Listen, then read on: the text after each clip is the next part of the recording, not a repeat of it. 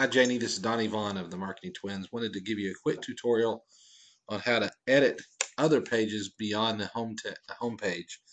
So here's an example of the Spring Tour 2010. If at any point you wanted to update the information on this page, let me show you how to go about doing that. On this page, you can see here we have some information here. We have now we have this line, and we have some information regarding home, and we have a picture here that if I actually clicked on it, but you click on it, it makes the larger picture come up, and that's fine because that's what we want it to do. This is somewhat of a thumbnail. It's a bigger thumbnail because if we made it a true thumbnail, it would be about this big right here, this little square. But we wanted it to be much larger so that you could see it on the screen. It would look good. But if at any point we even say click any image to see a larger version. So when you click on that, you have a much more clear, detailed, and any thumbnail has a little bit of a fuzzy, I can sense a little bit of fuzziness on that picture and probably some of the others, but it still looks good on the site, so I think we're fine. So let's say that you have a homeowner that wants to change the verbiage on this. How do you go about doing that? First, you log into your dashboard. You go here to the pages. You edit the pages. And you're going to scroll down to find the reference to the Spring 2010 page. And it just happens to be right there. If you couldn't find it, you could always search for it by typing Spring Tour. And you can do this on any time you're searching for a page. You only have three. It wouldn't take that long to scroll through all the pages. Sometimes people have a lot more, and it takes a long time to go through the pages. But here's your Spring 2000 Tour page. We'll edit that. And what you should see there looks very much like what we have here. So you can see here that we've got tickets go on sale. This is where we'll probably put a link over to the page to update that. Excuse me, my updates there. But let's say you have somebody that wants to go in there and make a change. This is simply where you go in and make that change here. You can add text.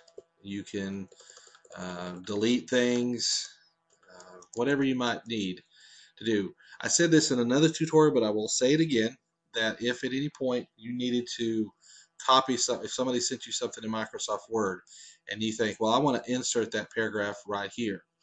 Now, just for grins, I think I'll try and show you what I've got. If I just copied it, if I went over to my Word file, let's pull up Word here, and I'll just for grins, for the sake of this tutorial, I'll copy that. I'll paste it in Word. So if somebody sent you this information, and here's our latest information, and you wanted this whole thing on there. If you just copied it, went over to the site and pasted it in like that, it looks fine, but you don't want to do that because simply there is a lot of formatting involved, and also now I can't figure out where I pasted it. But the best thing to do is just undo what you just did. Okay, it's on the Robertson House. Okay, and so what you want to do in that case is, rather than pasting it directly from Word, is you copy this, go over to your dashboard, and right here there are two options. There's a paste from Word or paste as plain text. I'm going to recommend you just always use the paste as plain text because it can also be used for Excel documents or Publisher or Photoshop, PowerPoint, whatever. So I'm going to click this. It's basically the same information as the other icon, but paste as plain text is what you want. Here, I want to paste in the information. I will insert it, and now that information is there on the site. To show you, I could actually kind of bold this and delete that space. And now if I updated the page, there we go, page has been updated. I can go back, I can update the page, and now I can scroll down and you see the bold thing that I changed. So that's a real simple way of going through and do that. I'll go ahead and delete this since we don't want that on the page. There we go. take out that extra space there and update the page.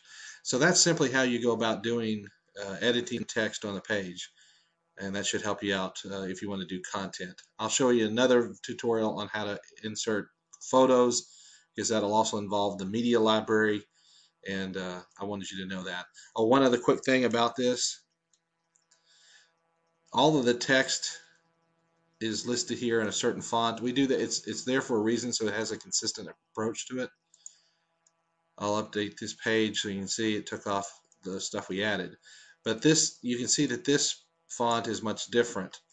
Now, what this is we've typed that in. You can see right here it has heading 1. The heading 1 font is bigger than some of the other fonts, and everything defaults to the paragraph font, the size, and that's just the way the style sheet is set up, and it just so that it has a consistent look and feel.